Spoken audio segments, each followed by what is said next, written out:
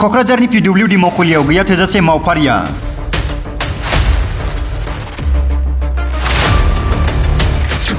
मावफारिया गैयिनि जाहोनाव पेन्डिं जानानै दं जाबखो फाइल। सा 7 मावफारियानि खामानिखौ सासेयैनो मावनो गोनां जायो। सासे स्टाफानो दिनै 7 जननि खामानिखौ दिनै मावनो गोनां जादों। जायनि थाखाय बिफानारि खामानिफोरा लेहेम जागासिनो। सासे मानसियानो माने टेन्डारनि खामानि मावनाङो गतिके माने खामानिया माने लेहेमिया जालाङो। आसामनि मन्थ्रिफोरा बिटिसिआव फैनानै जौगानायनि बाथ्रा बुंलाङो, नाथाय फान्डखौनो हराब्ला माबोरै जौगागोन? थिखादारफोरा गावसिनि मोननो गोनां बिलफोरखौ दिहुननायावबो मावखुलियाव मावफारिया गैयिनि जाहोनाव जेंनाजों मोगा-मोगि जानांदों। अल बिटिसि थिखादार गौथुमनिफ्राय बिक्रम दैमारिया दिनै क'क्राझारनि PWD मावखुलियाव थांनानै बे अजदखौ होदों। लोगोसे मावफारिनि जेंनाखौ बोस्रांनो थाखाय गांसे गोसोखांलाइ गथायो।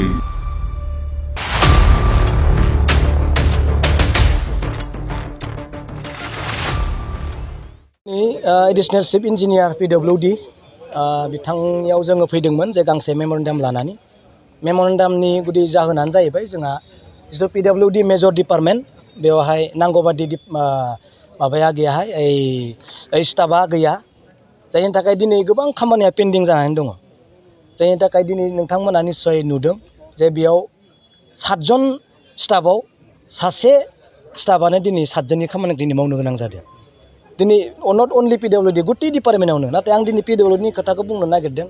आरो मेन जा प्रब्लेमा बेनो, जों जिथु मोनसे इस्टिमेट जुदि लाना फैयोबा जोङो मास मोनसे 1.5 मास गाहाम नेनो गोनां जायो। नाथाय बिथांमोनखौ जोङो दुसिनो हाया, खारन स्टाफ गैया। सासे मानसियानो मिटिङाव थांनाङो, सासे मानसियानो टेकनिकेल खालामनाङो, सासे मानसियानो इस्टिमेट नायनाङो, सासे मानसियानो सेन्ट्रेलनि पेकेज बानायनाङो, सासे मानसियानो स्टेटनि पेकेज बानायनाङो, सासे मानसियानो माने टेन्डारनि खामानि मावनाङो। गतिके माने खामानिया माने लेहेमिया जालाङो। अब्ला दिनै जोङो जिथु डेभेलपनि खामानि जों मावनो सानदों, दिनै जों मावनो सानब्लाबो जों दिनै हाया, खारन जोंहा स्टाफ गैया। बै समनिफ्रायनो दिनै बोसोरनैसो जाबोबाय जोंहा स्टाफनि जिथु जोङो मेम'रेन्डाम गभर्नमेन्टआ होयोबाबो दिनै स्टाफ जोंनो हरा। अब्ला गतिके खामानिया जोंहा पेन्डिं जाखागोन। आरो जों बिथांमोनखौ जों बुंनो हाया, मानो मावनो हायाखै होनना जों बुंनो हाया, खारन स्टाफ गैया। सासे बेक्तिया बोरै मेसिन बायदि खामानि मावनो हानो, जों बेखौ दिनै नुदों। मोनफ्रोमबो डिपार्टमेन्टआव दिनै लेहेमिया जानायनि थाखायनो डेभेलपनि माबाया प्रग्रेसा दिनै माने गाहायाव थालांदों। दा बे बेलायाव साख्रि थिसनथाइनि बेलायाव सिदा लांदां जानानै दं। औ, बिटिआर सरकारा लेहेम जानानै दं नामा? औ, दिनै जेनेबा नैयाव जोंहा खमसे खम 6-7थासो माबा दङ, पस्ट दङ। होमबाबो बिथांमोना बेयाव पस्ट नांगौ होनना हरबाय, नाथाय दिनै आसामा जोंनो हराखै। मानो हराखै? पस्टआव खालि दंना। आरो सासे मानसिजों बोरै डेभेलप खालामनो हागोन? सासे मानसिया बोरै प्रग्रेस देखायनो हागोन? हानाय नङा। बेनिखायनो जुदि हसा अर्थआव जुदि बिटिआरखौ जुदि डेभेलपमेन्ट जुदि खालामनो नागिरदोंबा स्टाफजों लोगोसे जोंहा फान्ड नांगोन। हमना ला आं मोनसे खोथाखौ बुंबावनो नागिरबाय, दिनै जोंहा जानुवारि फेब्रुआरियाव जोंहा फान्डआ हाबनांगौ, नाथाय दिनैसिम 9 मास 11 मास जाबाय दिनै खुनु डेभेलपमेन्टनि खामानि जों मावनो हायाखै। मानो खारन फैसाखौ हराखै स्टेटआ। जोंहा स्टेटनिफ्राय गोबां मिनिस्टारफ्रा फैनानै बुंफैयो जे जों बेलेग धरननि जोङो उन्नयन खालामगोन, नाथाय नों फैसाखौनो प्रमद बर' सरकारनो जुदि होआ, प्रमद बर' बिथांमोनालाय बोरै डेभेलप खालामनो हानो? बिथांमोना निस्सय डेभेलप खालामनो फैदों।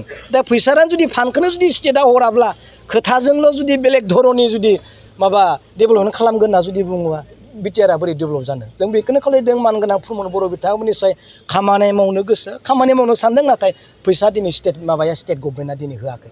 जिर' दिनै बिटिसिआ फैसा गैया।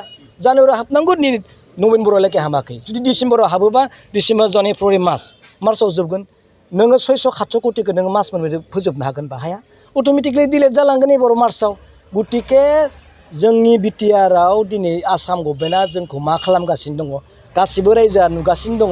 बिदिखौनो खावलायदों जोंनि बिटिआर बाखि आरो गभर्नमेन्ट जायफ्रा दिनै राजनितिक नेताफोर बिथांमोना जेन सिरि मोनो आरो बुंनांगौ दङब्ला दिनै बुंनांगौ खोथाखौ बुं होननानै आं दिनै माने रायजोनि जानानै जोंनि पलिटिकेलनि पार्टि जिथु सरकाराव थानायखौ आं दिनै बुंनो सानो। स्टाफनि प्रब्लेमा अकल नैबे PWD अफिसावल' ना बेलेग डिपार्टमेन्टआवबो दङ? नङा, गुटै जेसेबां डिपार्टमेन्ट दङ, नट अनलि PWD, गुटै डिपार्टमेन्टआवनो जोंहा पस्टनि प्रब्लेम। गुटै डिपार्टमेन्ट बेसेबां डिपार्टमेन्ट दङ, पस्टनि प्रब्लेमा दंखायो। बेनिखायनो आं बुंदों 3000निबो हयथ' बारा एसे खम जानो हागौ, खालि पस्ट दङ। जोंहा नैबेयावनो आं बुंखाबाय, नै 7टा माबा दङ, आरो बिथिं बिल्डिं डिभिजन दङ, बेयावबो पस्ट गैया। सासे मानसियानो गुटै बिटिसिनि 1000 लाखनि खाथियाव इस्टिमेटखौ बोरै मावनो हानो? हायाना। बेनिखायनो जों अननानै खावलायदों बिनि जुगिदि जेन स्टेटआ जोंनि बे मेम'रेन्डामखौ जेन गोसोखाङो आरो जेन बियो रायजोनि गेजेराव मिथिजायो। स्टाफा जुदि फुलफिल जायोब्ला खामानिया जेनेबा स्पिड जागोनखौ नोंथाङा बुंनो सानो? औ स्टाफा थायोब्ला जों दिनै जुदि इस्टिमेट होयोब्ला गाबोन जों बेखौ मोनलांगोन। बिटिसिआव जोंहा प्रग्रेसा जागोन।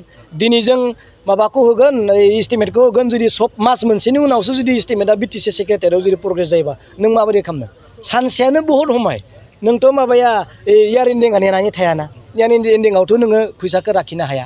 बेनिखायनो माने गुथै माने मेन्टेलि हेडेक माने मा होनना बुंगोन जोंनि आसाम गभर्नमेन्टआ जोंखौ बोरैबायदि जोंखौ नाख्रेबनो नागिरदों माने बुंनो थाङोबा बेनो आरो जोंनि स्टेप मालाबाबो होनाय नङाबो जानो हागौ नाथाय जों रायजोनि गेजेराव बेखौ दिनै जुक्तिखौ जोङो लाबोदों आरो बर्थमान जायफोर थिखादारफोर बिथांमोना जेंनायाव गोग्लैनानै बहुद जेंना नोंथांमोना सोंबा नुजोबगोन गासैनियावबो मोनसे इस्टिमेटनि फरवार्डिं बुंनो थाखाय स्टेटनि खामानि मावनो सेन्ट्रेलनि खामानि मावनो थाखाय नोङो मास मोनसे नों नेयाबा नों मोना मानो कारनाव बिथांमोना मावख'नो हाया लाखनि खाथियाव नोंथांमोना दिनै नुदोंना बेसेबां हाजार इस्टिमेट दङ बेखौ दिनै एमसिएलए एमफ्राथ' दिनै नुवाखै नायफैयाखै बेयाव नायफाय बेसेबां खामानि दिनै पेन्डिं जानानै दङ स्टाफ गैयिनि थाखायसो आं स्टाफखौ दुसियाखै आरो जोंनि स्टाफ नांगौ आं बेखौ दिनै खावलायदों।